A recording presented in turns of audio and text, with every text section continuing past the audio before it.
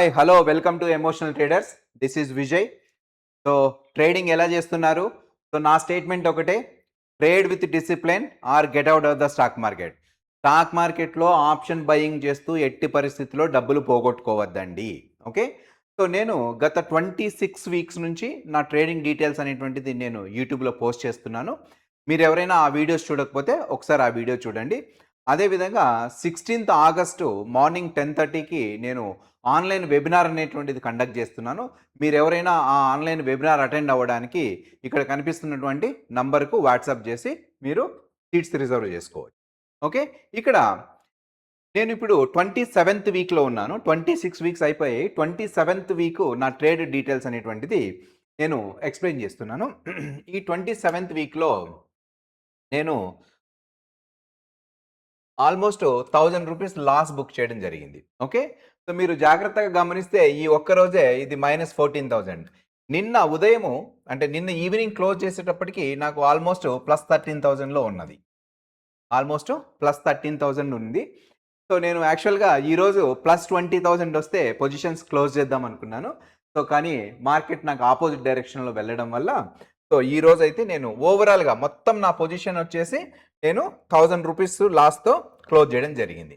Okay, yeah ఇప్పుడు so నేను so around morning 9:24కు ఈ పొజిషన్స్ అన్ని క్లోజ్ చేయడం జరిగింది విత్ 1000 రూపీస్ లాస్. ఓకే, ఇప్పుడు ఈ పొజిషన్స్ ఎక్కడ తీసుకున్నాము, ఎలా తీసుకున్నాము అనేటువంటిది ఒక్కసారి డీటెయిల్గా ఎక్స్ప్లెయిన్ చేస్తాను. సో నేను ఈ పొజిషన్స్ను 7th ఆగస్ట్ తీసుకోవడం జరిగింది ఈరోజు. ఓకే, సో ఇక్కడ జాగ్రత్తగా గమనించండి, 7th ఆగస్ట్ రోజు ఈ పొజిషన్ తీసుకోవడం జరిగింది. ఓకే, సో ఇక్కడ జనరల్గా మీ అందరికీ తెలుసు, పొజిషన్ తీసుకునే ముందు నేను ఏం చేస్తాను, ముందు 3 డేస్ మార్కెట్ అనేటువంటిది అనలైజ్ చేస్తాను. సో 3 డేస్ మార్కెట్ అనలైజ్ చేస్తే 1 day, second day, third day. ఇది ఫస్ట్ డే, ఇది సెకండ్ డే, ఇది థర్డ్ డే. సో మనకు ఏ మోడల్ వచ్చింది? సో ఈ 3 డేస్ కలిపి నాకు జిగ్జాగ్ మోడల్ వచ్చింది. ఓకే, సో ఈ జిగ్జాగ్ మోడల్లో నేను ఏం చేస్తాను, నేను ఏ ట్రేడ్ అయితే చేస్తున్నానో ఆ ట్రేడ్ ఆ రోజు యొక్క సపోర్ట్ రెసిస్టెన్స్ను కన్సిడర్ చేయను. సెకండ్ డే యొక్క సపోర్టు, థర్డ్ డే యొక్క సపోర్టు, సెకండ్ డే యొక్క రెసిస్టెన్స్, థర్డ్ డే యొక్క రెసిస్టెన్స్ను మాత్రమే కన్సిడర్ చేస్తాను. సో ఇక్కడ ఈ విషయానికి వస్తే నాకు ఈ పర్టికులర్ పాయింట్ అనేటువంటిది ఇది సెకండ్ డేలో రెసిస్టెన్సు, ఈ పర్టికులర్ బ్లాక్ లైన్ వచ్చేసి థర్డ్లో రెసిస్టెన్సు. సో ఈ పర్టికులర్ పాయింట్ వచ్చేసి సెకండ్ డేలో నా సపోర్టు, ఈ పర్టికులర్ పాయింట్ వచ్చేసి థర్డ్ డేలో నా సపోర్టు. సో ఇక్కడ నుంచి మార్కెట్ యాక్చువల్గా పైకి వెళ్తుంది అనేటువంటిది మన వ్యూ అనమాట. సో ఎప్పుడైతే ఈ పర్టికులర్ పాయింట్ దగ్గరికి వచ్చిందో, అంటే నేను ట్రేడ్ చేసిన రోజు ఇది 7th ఆగస్టు, ఈ పర్టికులర్ పాయింట్ దగ్గరకు వచ్చిందో అంటే ఆల్మోస్ట్ 24,570 ఈ పర్టికులర్ రేంజ్లో సో నేను ఏం చేయడం జరిగింది, ఒక బుల్ పుట్ స్ప్రెడ్ వేయడం జరిగింది. అంటే మార్కెట్ డైరెక్షన్ వచ్చేసి పైకి వెళ్తుంది అని చెప్పి. సో కానీ మేము పొజిషన్ తీసుకున్న తర్వాత కూడా ఆ రోజు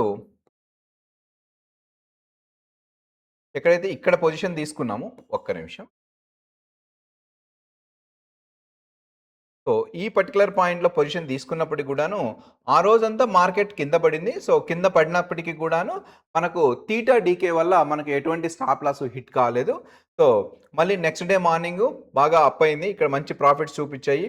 ఇక్కడ మళ్ళీ నో ప్రాఫిట్ నో లాస్కి వచ్చాము. మళ్ళీ ఇక్కడ నిన్నటికి వచ్చేదానికి ఇక్కడ ఆల్మోస్ట్ +13,000 ఉంది. సో ఈరోజు ఎక్స్పైరీలో కొంచెం మార్కెట్ ఇక్కడిక్కడే ఏదైనా ఓపెన్ అయినా కూడా మనకు మంచి ప్రాఫిట్స్తో అంటే అరౌండ్ 20,000 రూపీస్ ప్రాఫిట్ క్లోజ్ చేద్దామని అనుకున్నాను. బట్ అన్ఫార్చునేట్గా ఏమైంది, మార్కెట్ ఓపెన్ అయితేనే కంటిన్యూస్గా కింద పడ్డం మొదలైంది, అందులోనూ ఎక్స్పైరీ డే కాబట్టి. సో ఈరోజు ఎక్కువగా నీకు గామా ఎఫెక్ట్ ఉంటుంది కాబట్టి సో నేను నా యొక్క బ్రేక్ ఈవెన్ వచ్చేసి 24,480.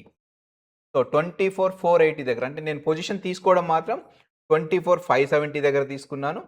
సో ఆల్మోస్ట్ ఇట్లా 100 పాయింట్స్ పడినప్పటికీ కూడాను సో నేను అడ్జస్ట్మెంట్స్ చేసి ఓన్లీ మొత్తం ఈ పర్టికులర్ ట్రేడ్లో కేవలం 1000 రూపీస్ లాస్తో ఈ 27th వీక్ ట్రేడ్ అయితే క్లోజ్ చేయడం జరిగింది. సో మళ్ళీ నెక్స్ట్ వీక్ పొజిషన్స్ గురించి నేను నెక్స్ట్ వీడియోలో డిస్కస్ చేస్తాను. So until then take care, bye bye.